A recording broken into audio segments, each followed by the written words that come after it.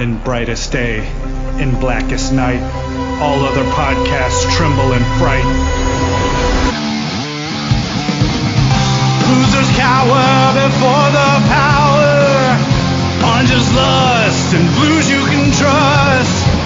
Indigos feel and white ones heal. Yellow scare and green ones dare. That sapphire love and black hands glove will rock your foundation without hesitation. Jim and Mars face evil's might.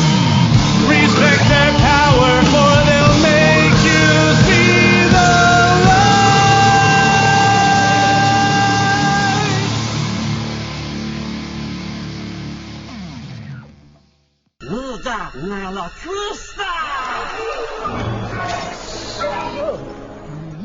Hi everyone, I'm Mark Marble. And I'm Jim Ford. And this is the LanternCast. Episode 602, or should I say episode 626?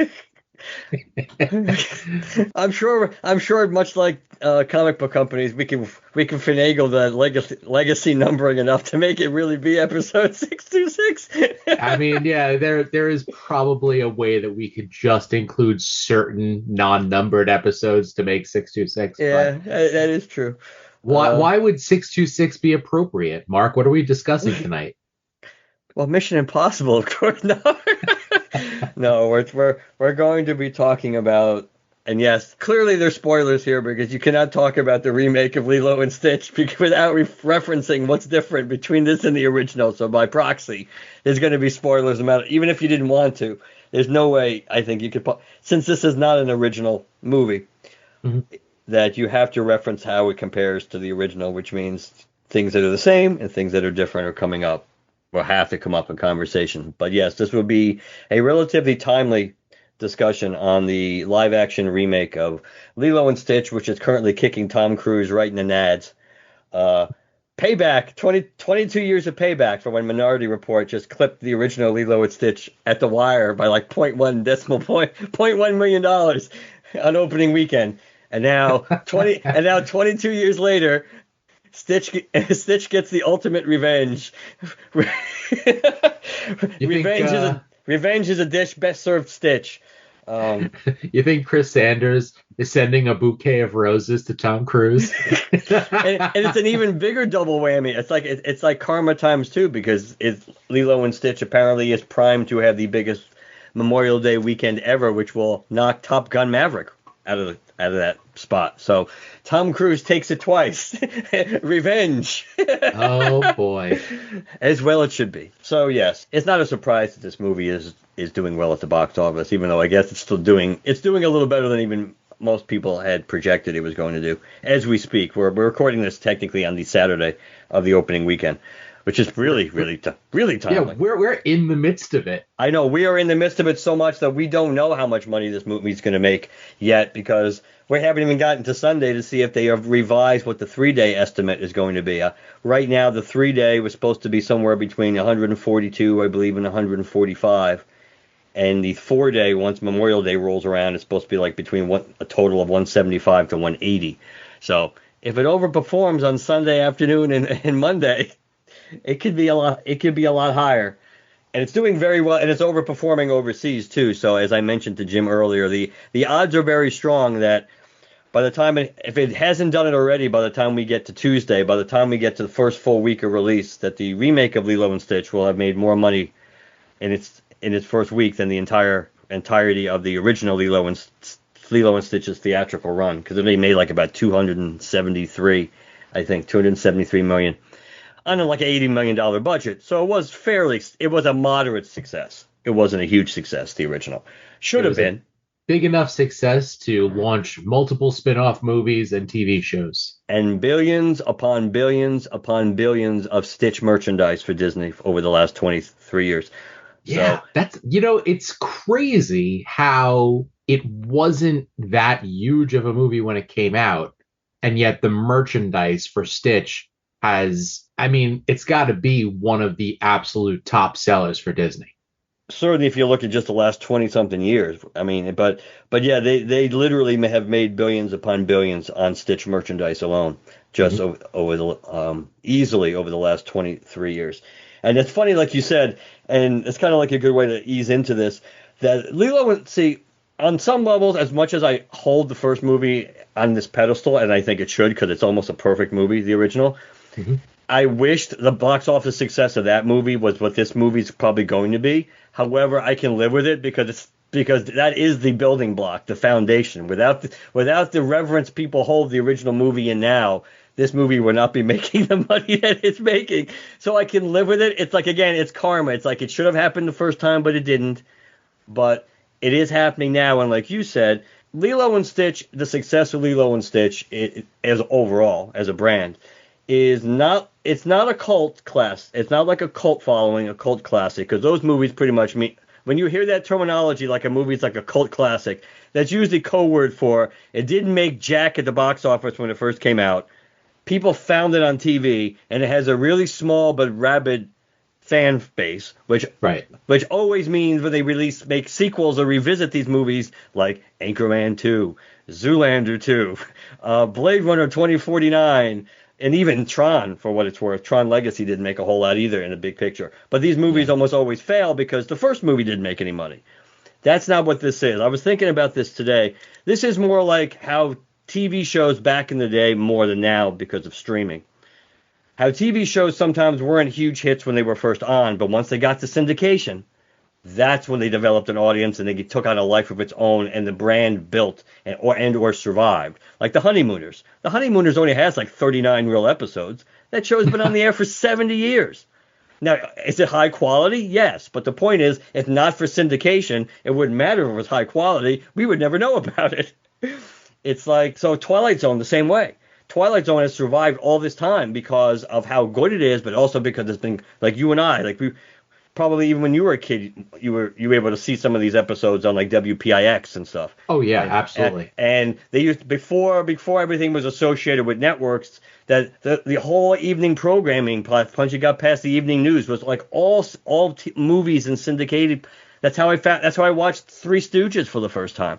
And that's how I fell in love with The Odd Couple. The Odd Couple is a classic example of a TV show that it was a moderate hit when it first was on ABC.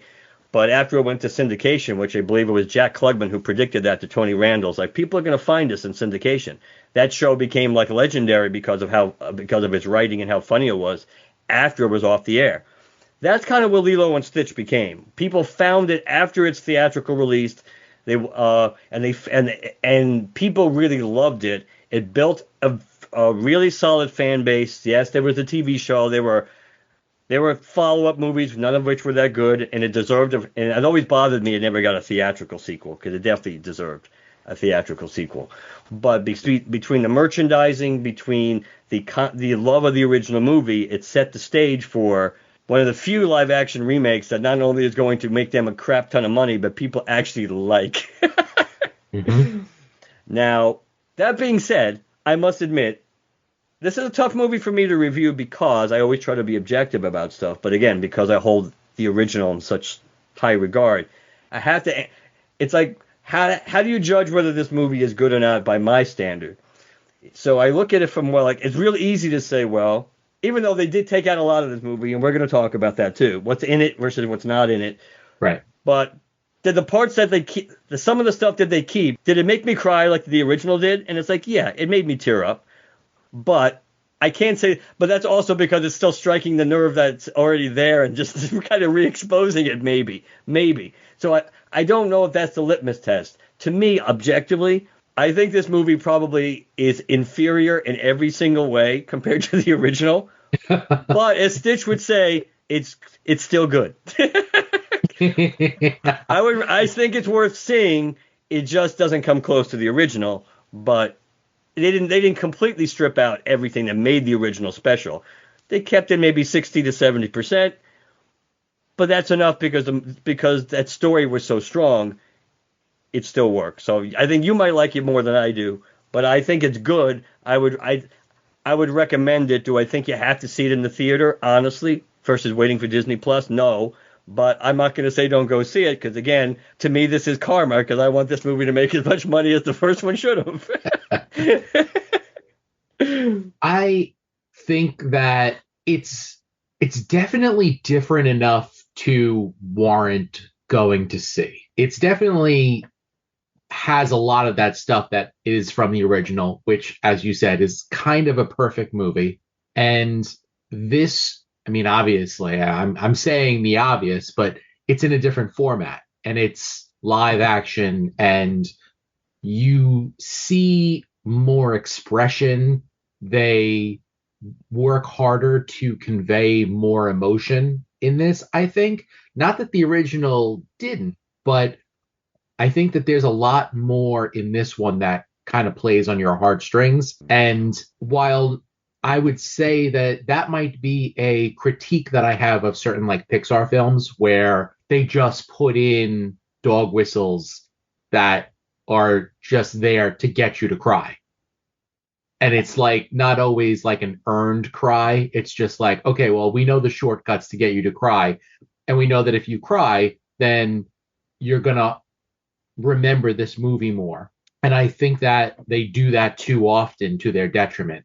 Whereas with this, it feels genuine, it feels earned. To me, I felt that it had a little bit more emotional impact, the relationship that Nani had with Lilo. Do you know what I'm saying?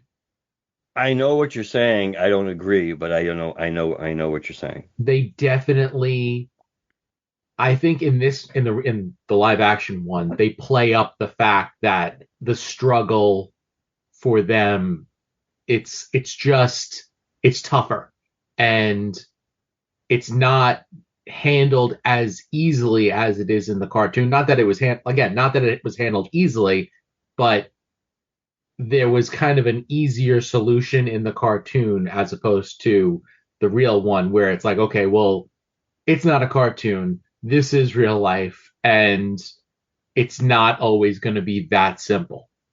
Now, it's going to be kind of simple because it is a kids movie, but I don't know. I feel like the stakes are raised for them staying together in the live action version. Again, I'm not going to say I disagree as much on that point. Mhm.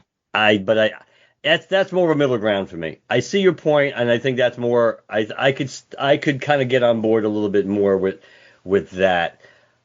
Then I think my big issue with the movie is that they really strip away a lot of Stitch's story, and by choosing what they kept in, cutting out the whole ugly duckling stuff is moronic. Because it's literally that's literally the core of Stitch's story. The reason why that book and that story resonates with him so much is that's exactly what he is. I mean, arguably the saddest part of the original Lilo with Stitch is when he goes into the forest by himself and he just starts crying that he's lost. That's one thing that makes that's something that, I mean, this movie's like 20 minutes longer than the original. So I don't know why they felt compelled to strip so much of the original stuff out. They could have kept literally all of it in and just add more stuff. They didn't have to take. I mean, they stripped out almost all the Elvis stuff as far as the significance of Elvis to Lilo. They do have a little they have a couple of references, and they have the cool little trailer reference when Stitch can play the music out of his mouth as a speaker. Yes. Which I was not honestly expecting. I thought that was cool. Of course, Nani didn't even pay attention to it. But I don't know. I think they stripped up. I think this is why I disagree with your part. The original Lilo and Stitch, part of why it works is that it's actually it works on every single emotional level, but it's really at its core very, very sad till you get to the end. They're all broken characters. That's the point. Everybody's broken, which is why when they literally form the group at the end, the core four, if you will, along with, Cobra and Pleakley and Jumba, and we're going to talk about Jumba. The reality is that fits, and almost everybody kind of has a little redemption story along the way too, and they take out a lot of that in this. It's not all gone, but they kind of water it down by adding in some characters that don't need to be in. They change a whole bunch of characters. And let's just do Jumbo right now, because that's an abomination. Galifianakis is absolutely horribly miscast in this role. I agree. And honestly, almost every reviewer I've seen talks, even though a lot of the cast gets praised, almost everybody says, except for one, and they talk about Zach Galifianakis, who's first of all, he does not have the voice for the character. We literally went from Charles Emerson Winchester III, David Ogden Stiers, who's dead, so obviously unless they signed a license with him, they can't do his voice again either. Yeah. But you needed somebody, but he had to have a deeper, more commanding voice. That he did not have that at all. He almost every single time he was on screen, and I don't blame the guy, the guy playing Pleakley. Pleakley was close to Pleakley. I'm okay with that. But whenever I think, that was Billy Magnuson. Yes, I couldn't pronounce. Yeah. And I think that he did a fantastic job. I think that to get a human version of Pleakley, I think that I have no issues with him whatsoever. And I love Zach Galifianakis. Like I love him in so many things that he's done. And this was like the worst cast part in this entire movie, far and away, because as you said, he doesn't have the voice, he doesn't have the accent, he doesn't have the physicality of what Jumba should have been. And it was like a watered down version of Jumba. And he wasn't even funny. Almost, the scenes when he's in it, the majority of which has come to a screeching halt when he's on screen. Is like, this our theater wasn't packed when we saw it Thursday, but like almost nobody laughed at any of the lines that he was saying that you thought would be fun. To be fair, not that many people laughed at that many of the Pleakley stuff either. But the reality is, it's because I think Galifianakis was just sucking all the air out of the room. That was an absolutely atrocious casting. And I know some people have tried to excuse it, and whether it's true or not, that, they weren't allowed to improvise because they were making this during the strike. And it's like, it doesn't matter. First of all, he never should have been given that role. Yeah. And there's certain ways to deliver lines that he could have made even a crappy line at least somewhat amusing. But and of course it did him no favors by rewriting the story to make Jumbo the bad guy. That's another big problem with this. They opted not, and I was just reading an article about this before you and I got on, about how they were trying to justify taking Captain Gantu out of the movie because it just didn't work. It's like, well, you could have done the same thing with him that you did with Pleakley and Jumba, that you only have to show him a few times in his natural state and just have him, looking like a human being. They could have made it work. Lauren pointed that out. She's like, why? I don't understand why they took him out. And I understand why they took him out, because money, probably. Well, no, I don't think that it is money. I think that it's the fact that they figured that by taking that character out, it's somewhat money that you can save a whole CGI whatever, but also by leaving him out, then you give Pleakley and Jumba more to do, which again, Pleakley, no problems, does a fantastic job, but Jumba, Jumba in the cartoon, he wasn't like a villain, but he was kind of like doing his own thing. So I feel like they definitely made him more of that in the direction of bad guy, but I feel like there's still room to redeem him in the future if they wanted to, or get rid of him completely and recast with somebody better.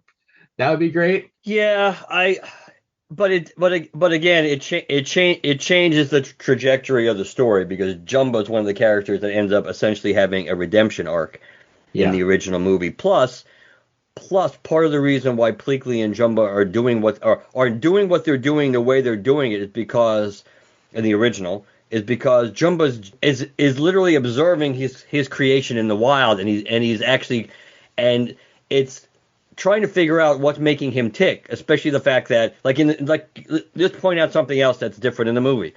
Same but different. Like in this movie, the live action, Stitch really decides to go. He doesn't like being left out, but the main reason he wants to go surfing or agrees to go surfing is because he sees the water wings. So he realizes he's not going to drown. The original movie that doesn't even factor in, because he just doesn't want, he wants to be part of the family and doesn't want to be left out. And Jumbo's watching this going, I don't really understand this, because he's choosing to go into water, knowing the risk of going into water, because how dense he is in water, that he's just going to sink. If he falls in, he's just going to sink and drown. So the fact that he's willingly choosing to go into a dangerous situation just captivates Jumbo, because he's trying to figure this out.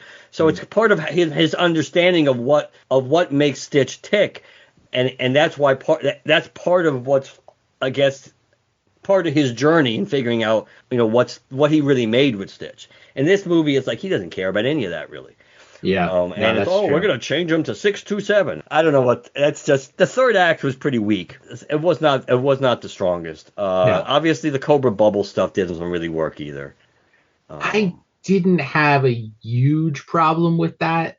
I think that my biggest issue with it was that he got real chummy real fast, and it wasn't really earned. Yeah. You know what I'm saying? Yeah, I agree with that. That it was forced from a time frame perspective. It was like, he's got to jump on Team Nani because the script says that you have to. Right. Sitting on the couch at the end, and it's like, what? Yeah. Really? Like, yeah. They were clever in the sense that they kind of tied it into, they did the homage back to the fact that he was the social worker to start with.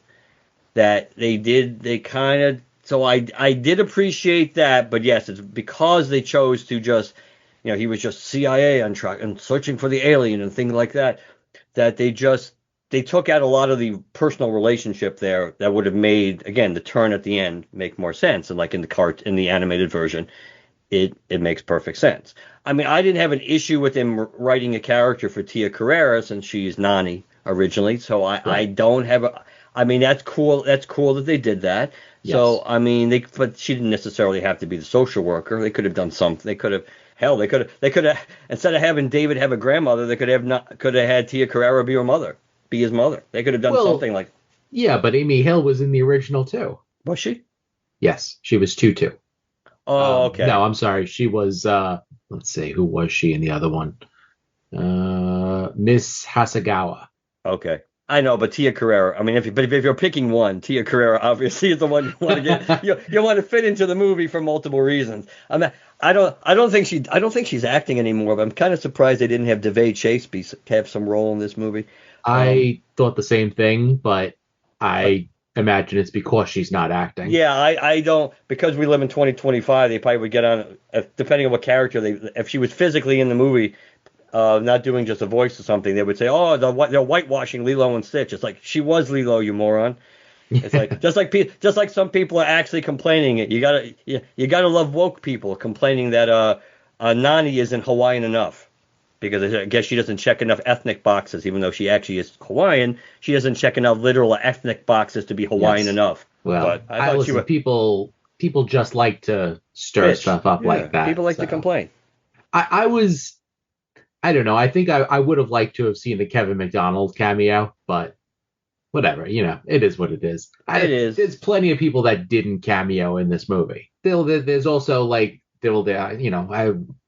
get to it at some point, but they're already exploring sequels and spin-offs and whatnot from this movie. So I guess you could always bring them in for cameos in the future movies. Yeah, that is also true. I mean, you think about it. I mean, you would think Ving Rhames could have had a cameo. I mean, it's not like Ving Rhames is dead. Is he? Is he not? No, he can't be. He was just in the final, and he's Mission Impossible. Right. Okay. Yes. Yeah, I know you're thinking of Kilowog there. There's so many people that I confuse him with, but no, you're right. Yeah. Yeah. Looking at the original cast, there's a lot of people they could have actually put in there. They did a good job in the beginning, I would say, doing a pretty faithful recreation of the beginning of the movie when they bring him before the council and he's trapped and he uses a spit to get out, and because he's smart and stealing the red space cruiser and everything. Yeah, the scenes that they recreated almost beat for beat, they did a pretty good job with. The one thing that I will add to that, though, is that because the whole intro is CGI, when you get to Earth, it's a little jarring. It's almost like you're in a cartoon and then all of a sudden it's real life. So that part, it's not like I was expecting it to be a cartoon, but just watching that whole beginning part and everybody's CGI, it's like, oh, okay. Oh, that's right. This is a live action movie. You know what I'm saying? Yeah, yeah. I don't understand. What was the point of changing the sandwich? Why do they have to make it like a sandwich like with lettuce or whatever on it as opposed to the peanut butter sandwich? Why the hell would that need to be changed? Period. What the hell's the big deal? Allergies. Oh, sadly, you're probably right. You're probably right. They could have had a fish. They could have had Pudge eat the sandwich, blow up, and die. Don't eat peanut butter. That's the moral. That's the. No fish were no fish were harmed with allergy in this movie. Oh boy. I wish at the end. It kind of bothered me that they didn't have any payoff on the whole mosquito thing related to Bubbles, Cobra Bubbles. The whole reason why the council and Pleakley in particular thinks Earth has to be protected because because of the endangered species that mosquitoes are, which is just all garbage fed to them because by Cobra Bubbles. That's the whole payoff, and the fact that Cobra Bubbles and the councilwoman know each other because of Roswell. And the fact I forgot about that stuff. There's oh yes, you had hair then, or whatever she says. That it's kind of a payoff to his storyline. And it's also the fact it's pretty clever. Shows you how smart he is. That the reason why they won't blow up Earth is because of me. Because false information, misinformation. But I did enjoy it. I did. I'm glad, even though I don't think Disney has really ever done well. They really haven't done right by Chris Sanders for the most part. But I'm glad Chris Sanders came back because he really is Stitch. Yes. In every single way, he's Stitch. Obviously, he and Du Bois co-created Lilo and Stitch, just like the original How to Treat Your Dragon, which is why Toothless, of course, looks like Stitch. But the reality is, I mean, Chris Sanders is a really good filmmaker. I mean, speaking of which, the Wild Robot just went on Netflix, so I'm gonna have to try to watch that because that was another he directed that movie too. But I'm glad he came back because that's the one voice they couldn't afford to really. He really couldn't afford to lose if he had any choice. Obviously, because it's live action now, Tia Carrere was on the sidelines, and so would DeVay Chase would have been on the sidelines too, no matter what. Mm-hmm. I did like the casting of Nani. She was really cute. I liked her. I thought that she did a very good job. Go ahead, Jim. The one caveat is, and I mean, yeah, it's horrible to say this, but Nani was so thick. That is how Chris Sanders draws his pinup girls. They're they're so curvy and in like really well proportioned ways. And this one playing Nani, she was very good looking, but she was not. She did not meet that standard, which is an impossible standard. But I don't know, it just would have been a little bit cooler if it was closer to that. I know that's part of the reason why I think another reason why they've been accused of quote unquote whitewashing Nani because of the body type. Hey, they explain in the movie why it's a retcon, but they explain in the movie why she would have this. But they did give her some powerful thighs, and they explain it in the movie because of the carrying the rocks carrying the rocks and running with the rocks in the bottom of the ocean floor. Which of course, at least they do give you a payoff for that, because of the way they retcon. I mean, the whole ending it's so changed. I mean, not the very last scenes in the movie. They kind of do as much as they can to keep that in sync with the end of the animated movie and everything else. And when the aliens, when the councilwoman comes to take Stitch away, and that's still kind of a pulling at your heartstrings kind of scene and everything, and makes you tear up. If you cried in the original, you'll probably cry at that scene in this one too. But the whole thing in the ship and the way the ship crashes and Stitch has to go rescue Lilo from the bottom because she's because she's trapped, and of course she keeps trying to lift him, and there's no way she can do that because he's too heavy. Yeah, so I mean, at least they did have the payoff. I mean, of course the logic, as all this was going down on screen, it's like, okay, why didn't you just do what you did before? Which was, why doesn't she take the surfboard and take Lilo back, and David go down and get stitched? Because that's what happened the last time. I mean, that was the easy solution. I mean, really, Yeah. I mean, so that was kind of dumb, but that was done on purpose Of to course. give her the, not just the girl boss moment, but do the payoff to the whole thing that, oh yeah, she was this powerful, this surfer, and she was training and all this stuff, and the whole wanting to be a marine biologist thing kind of came out of left field. I don't have a big issue with it, other than the fact that running off to go to school and leaving her behind kind of isn't the point of the original movie. Yeah.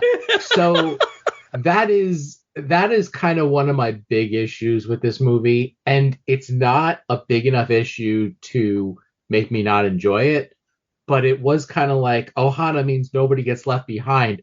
By the way, I'm going to college now, and I'm leaving you behind with our neighbor.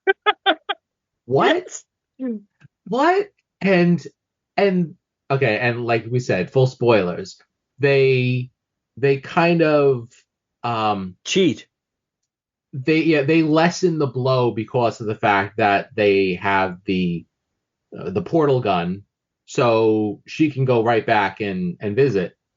Which, okay, then you have the best of both worlds. That's fine, but like, before you knew that she was going to use the portal gun to go home, and also that there was some amount of time that had to pass where she's setting up her dorm room and whatnot, where she wasn't going back to let her know that she had the portal gun. Like, it was a surprise in that scene.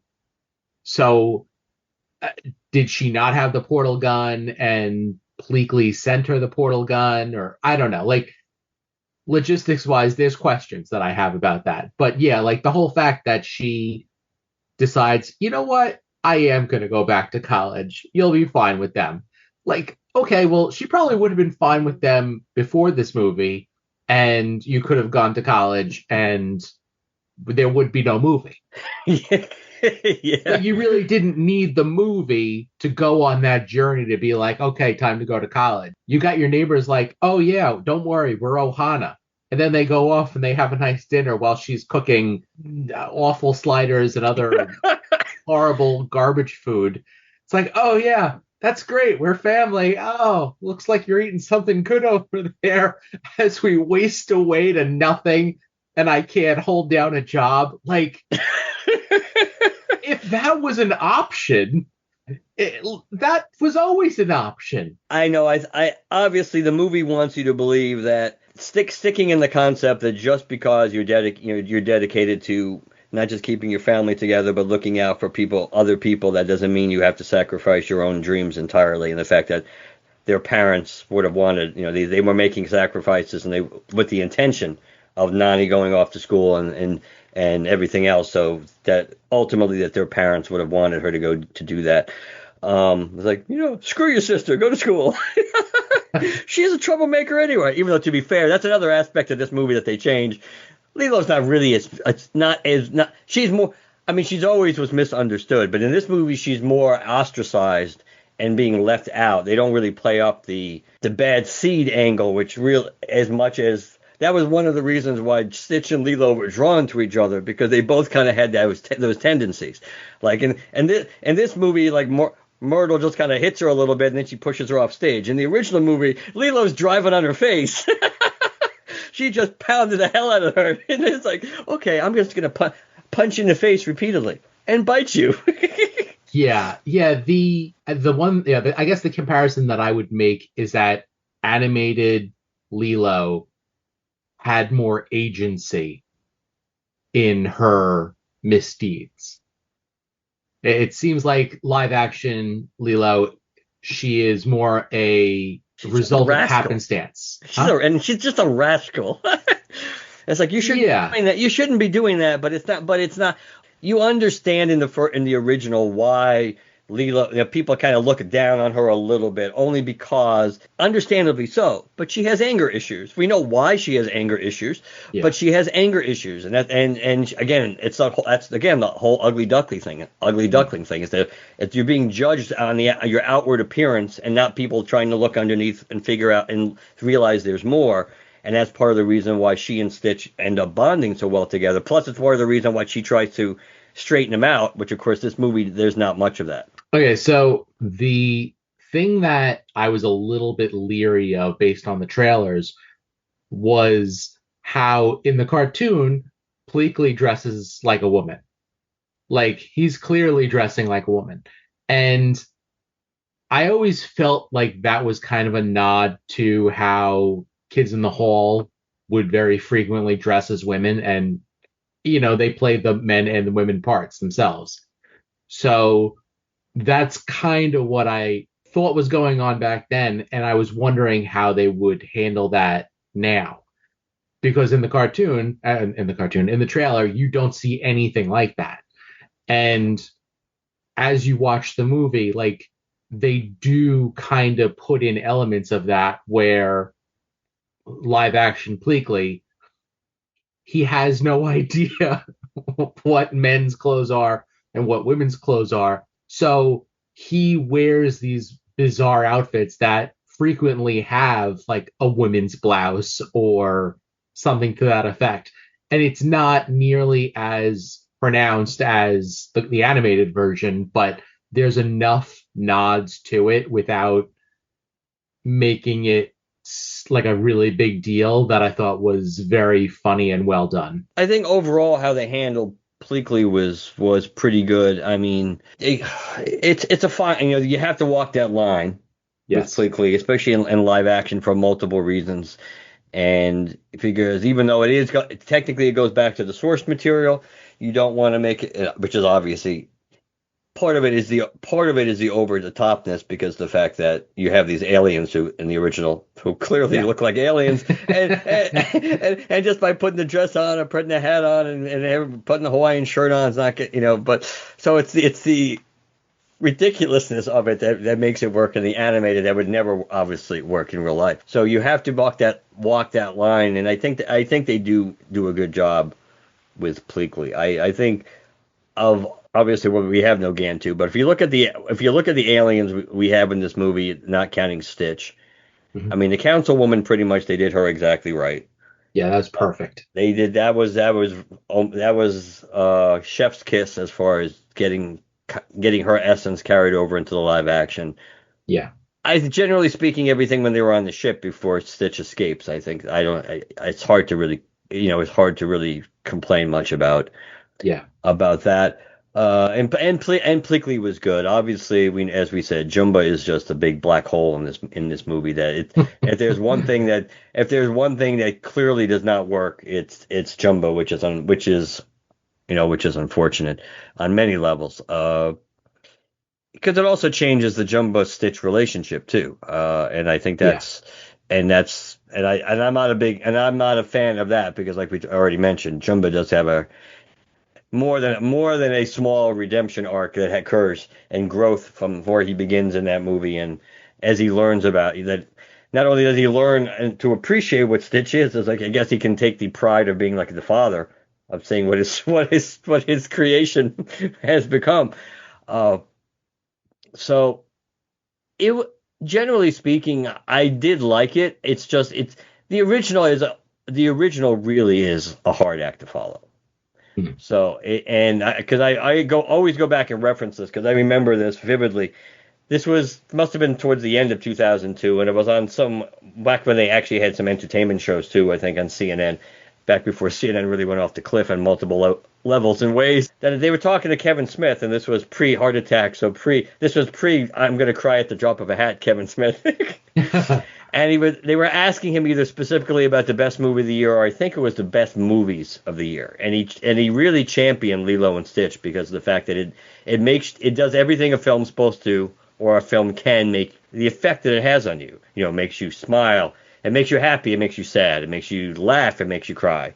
It's just mindless entertainment at some moments, but it's also really makes you think about deeper issues because there's a lot of stuff going on in the original movie. As one of the chapters in the making of book refers to like Lilo, like a little girl with a lot of issues. I think that's the title of it, or with big issues. I think it might be big issues. A little girl with big issues. I think that's what it was.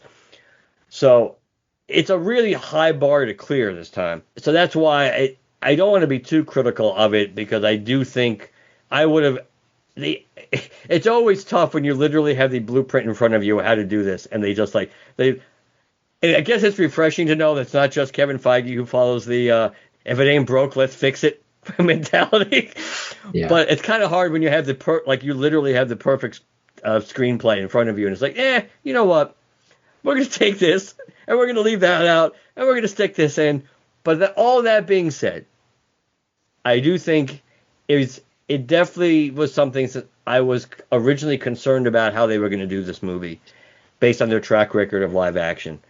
And I was really concerned because I hold this movie holds such a special place in my heart. And I would say, overall, while yes, they could have done a better job capturing the essence of this movie and not cutting certain things out, I still think it's successful enough, and I'm glad it seems like people are enjoying it for what it is.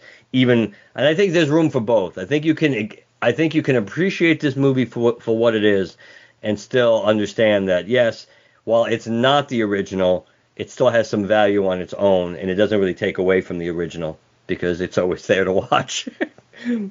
I completely agree. The one little reference that I did not pick up on, but my wife Lauren did, was that David wears the hook of Maui around his neck. Oh, I didn't notice that either. Yeah. It's a nice little nod. Which is funny because I was just looking at the picture that The Rock posted about basically having with Stitch literally holding Maui's hook, saying like basically it's okay. It's like you're allowed to do this. So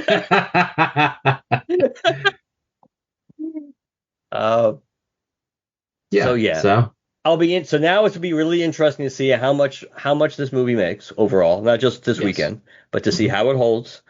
There's a lot of stuff coming out, but obviously this movie is at the moment, tailor-made for matinees to just keep driving it on the weekends. Considering the audience reaction seems to be pretty strong in favor of it, there's every reason to believe this movie's going to have legs. Actually, the original Lilo and Stitch, I was looking at this, had pretty good, even though, like I said, the opening weekend was only like about 37 or 35. I think it was 35 something million, and it just lost, like I said, to Minority Report. But it actually took like until weekend 6, I think, before it dropped below 50%. And then, of course, it rebounded because I remember this vividly too because I wanted to take my mom to see Lilo and Stitch, and she kind of was balking, which sometimes my mom does. And it's like, and I knew she was gonna like it. It's like this movie is a pretty big litmus test for me. It's like if I show, because there's only one person who I've ever shown this movie to had never seen it before, who didn't just fall in love with this movie, and that was a pretty important litmus test because like, well, that kind of confirms what I already thought. but we went to go see it on Labor Day. That they re-released. They either re-released it or they expanded it in Labor Day weekend, the last weekend in August in 2002. Because I was even looking at the box office because it jumped up and it confirmed it because it jumped up like 120% from the weekend before.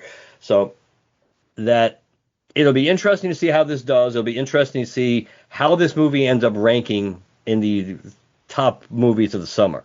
Because it obviously has a decent shot to be one of the absolute biggest movies of the summer. Yeah, it could, but yeah, I don't know because there's a lot of blockbusters. Like this is a live action Disney movie that is designed to do very well, but I don't necessarily know that I would look at it as a blockbuster as compared to like, Fantastic Four, Superman, Jurassic Park.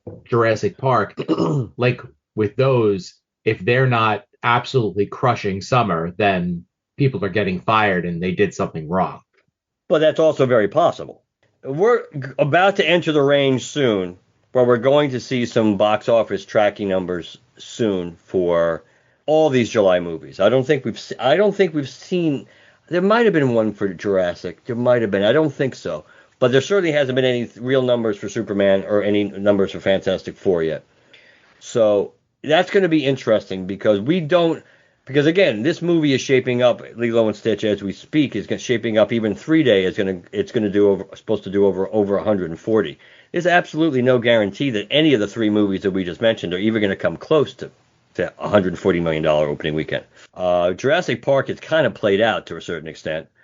We don't know what the appeal of Superman is, especially based on what happened to the DCEU. Mm-hmm. And obviously, Marvel, if you had to bet money, I would absolutely bet the farm that Fantastic Four ain't opening anywhere near 140 million because we have no idea what that movie's going to do.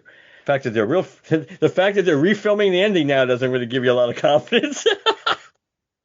and delaying the Avengers movies. I'll be curious to see I'm if they. Sure, it's fine. Yeah, the dumpster, either the dumpster meme or they're sitting at the bar when everything's on fire. Oh, this is fine. It'll be curious to see if they push Spider-Man back. That's going to be the litmus test because we really don't know how the plot of Spider-Man literally fits in. I mean, we know the movie was supposed to come out between the two Avengers movies, but we don't know where the story actually takes place. So if it's not really taking place, which it probably wouldn't, story-wise between the two movies, they might be able to keep it where it is. Because if they don't, then what are you going to do? You're going to have like nothing next year? I had heard that it was definitely going to be taking place between the two movies, and that was going to incorporate like a bunch of extra characters from the first movie, or the first Avengers. From the first Avengers? The Secret Doomsday. Oh, you mean the first of these two? Okay. Yeah. That's what I meant. Gotcha. Yeah. And I've also heard that it was supposed to take place almost like at the same time as Doomsday, which could explain why, Spider-Man may not have as much of a role in Doomsday as they would like. So that could be one of the reasons why they pushed it back, since we know Tom Holland's schedule is really busy right now. Plus, he's got to film Spider-Man. So, and they want him in Doomsday. I don't know. It's not surprising I know we're going off in a slight tangent, but I think we're kind of done with Lilo and Stitch. I don't think it's surprising that they pushed it back. It's still disappointing. I mean, you knew logically, the movie just literally started filming like within the last month, that you were being given like almost barely over a year to finish this movie and to finish the effects on this movie. And they can't afford anything other than a huge hit. And I think they probably are concerned about Fantastic Four. So it's possible. It also could be moving it away from Fantastic Four in case it doesn't work. Knowing Spider-Man will come out next year, so that movie's going to at least make a lot of money. People may not like it after they see it, but it's the safest thing they could release right now, that it's going to make tons of money. Yeah. So I could be like hoping that it's almost like a Deadpool and Wolverine palate cleanser to make people forget about 2025. But I kind of think it has more to do with they're struggling with what they're doing in that movie, or or it's too tight a fit either to shoot, or they're changing things, or I don't know. So I think it's a combination, but it's on paper it doesn't look good no matter what. It's probably a smart move. You're better off. You're always better off learning from your mistake and adjusting than doubling down on it because you don't want to acknowledge it's a mistake. And Marvel can't afford that at this point because they're not on life support, but they're in intensive care. They might be breathing on their own, but it wouldn't take them much to be on a ventilator right now. But with the way their universe is going, so if Doomsday does not knock the ball out of the park, and even if it does, I mean, the interest is certainly been so damaged. That's going to be one of the most fascinating things for me when that movie is about to come out. What the tracking numbers are for that movie, because every Avengers movie other than Ultron has opened up over $200 million. It would not shock me right now if Doomsday opened up under $200 million. I'm not saying it will. I'm saying right now, if you told me, if you just said, hey, there's like, what would you think if we told you Avengers Doomsday was going to open up like in the Black Panther range, which I think was Wakanda Forever range, which was like 180, I think, something. I wouldn't be stunned by that because I think they have so much interest they have to try to earn back. The initial numbers might reflect that, even if they can get over the $200 million mark before it gets released. You're going to have people going because of Doctor Doom. Will that make money? I don't know. Honestly, I think that Fantastic Four is going to tell us everything we need to know. I think that if Fantastic Four does not do really, really well, then it kind of means that Marvel's just dead in the water and they're not going to have any more billion-dollar movies, which isn't the worst thing in the world if they planned accordingly. Yes. They don't all need to be $200 million movies. You No, they can don't. make tons of movies. Like, look at how many movies get made every day that don't have that kind of budget. And you make those movies and you build your reputation again. Because right now it's garbage. It's just garbage. The Thunderbolts is like doing okay and people like it that you convince to go see it, but it's not the draw that that movie should be No, for what they retitled it as, and which is another stupid decision that they made. Like, why would you call it one thing and then say, "Oh yeah, it's definitely this," actually, and then be like, and then walk it back? It's like, "Oh, we were just joking." When you realize it's like, "Oh, well, this is like this would be the worst, box office for one of those kinds of movies." no. I mean, Thunderbolts is performing okay. It's still probably not going to make as much money as Brave New World, though. I guess there's a slim chance that it could, because I think it's generally speaking it's holding better, but it made a lot less, and that comes back to it's like the Guardians 3 problem. It's like Guardians 3 clearly completely overperformed Guardians 2, but that $28 million that opened up behind it was enough where it never made it up. So it could very well be like that. I think Marvel is disappointed. I think they were legitimately surprised Thunderbolts didn't do better. I think they knew Brave New World was. I think they were happy, considering Brave New World was they were trying to polish that turd up as best they could.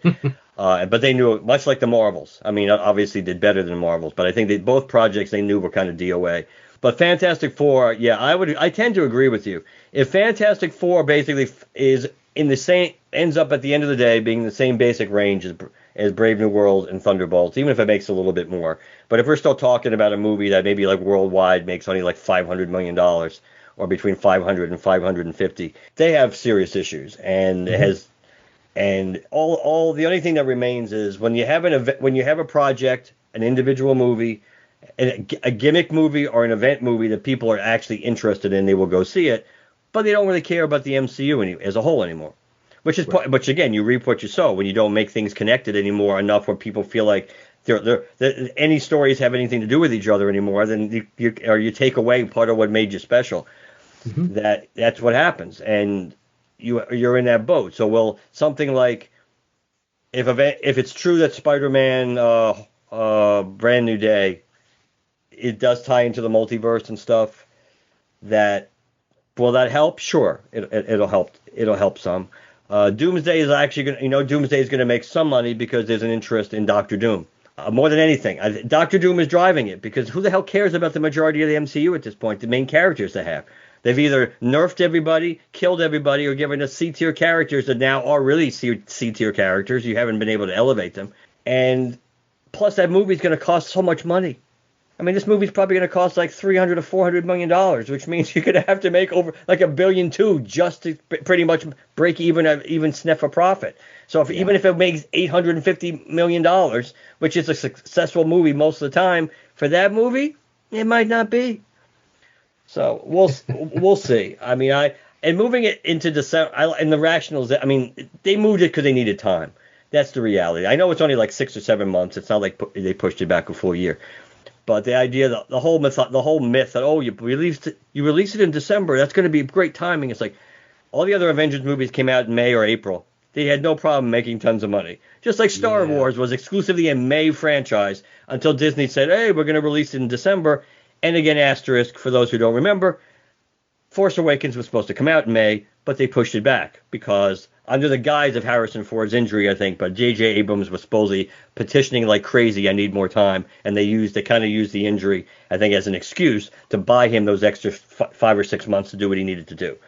But if a movie's big, if people like your product now, you can open it almost any time. It's going to do well. That's the reality. Look at Minecraft, for God's sake. Not that I saw it, not that I want to see it. Minecraft made tons of money. What was that? That was like an April release, wasn't it? Or a Hey, March I release? saw that movie. Did you say you did see it? I did see that. Not good? It's What you would expect it to be? I'm trying to remember. It's barely a movie.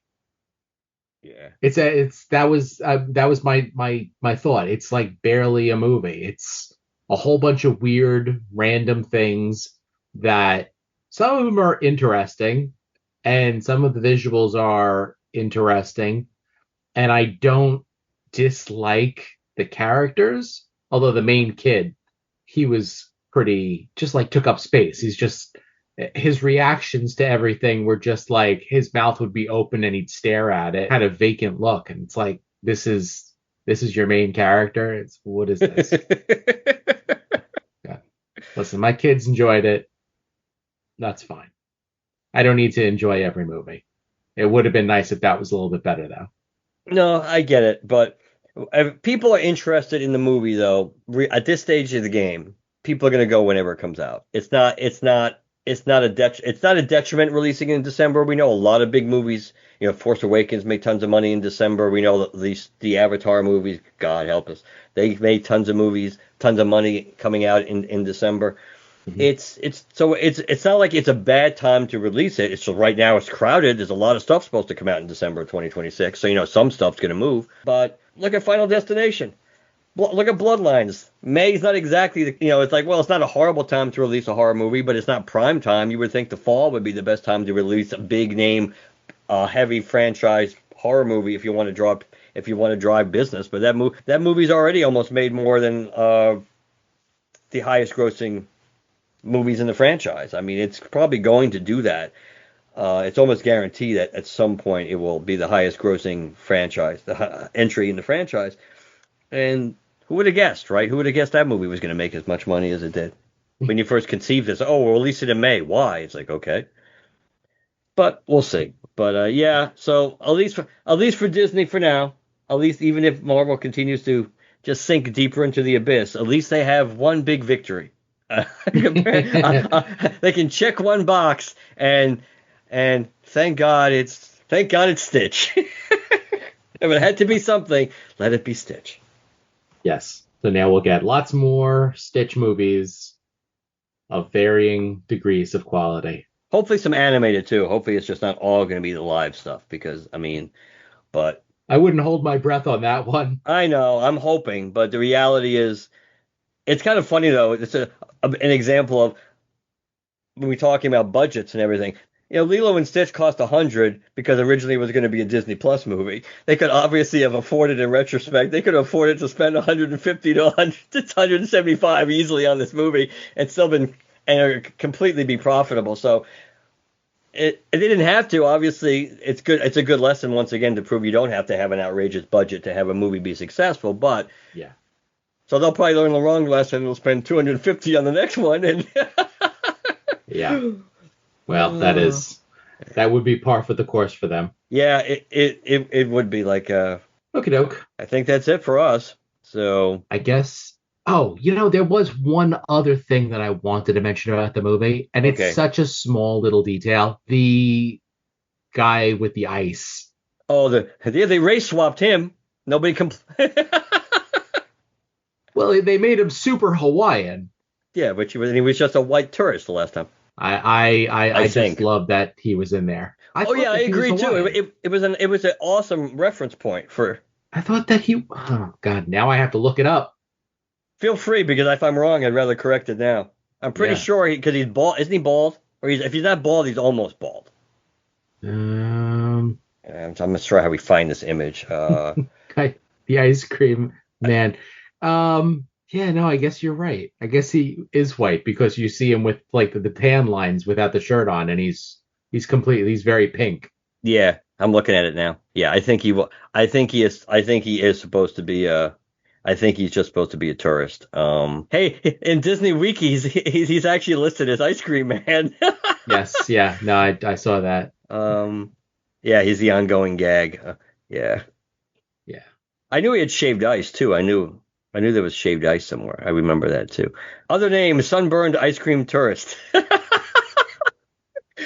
But yeah, and I at least will acknowledge I did see some people. Again, people are just I think people are just pointing out hypocrisy, not because they really are up in arms about this, but people were pointing out the hypocrisy. It's like, well, see, here's another example of race swapping. Yeah, that's not a very good example. No, it's not. It's not No, because I know. it's a completely. It's not a character that really there was any was necessarily created to be one color or the other, or there's any relevance in this. But no matter what, yes, it was the fact that he's in the movie is a nice reference point, and of course, for people like us, we completely understand. For some, if you never saw the original, it's like, well, okay, that's kind of cute, but what's the point of it? It's like, well. There may not be a real point of it, period, but you know why it's there if you've seen the original. Guy, all the guy wants is some slushy goodness, and he can't get it. Enjoy your life, man. Yeah. Okie doke. All right, so LanternCast@gmail.com. Website is LanternCast.com. You can follow us on Blue Sky, Twitter, like us on Facebook, #GLCast. Apple Podcasts, Spotify, Podbean, wherever you listen to us on, please leave us a positive review. Last but not least, if you'd like to leave us a text or a voicemail, 708-LANTERN, and let us know what you think. I think that's it. Okay. Good night, everybody. So long.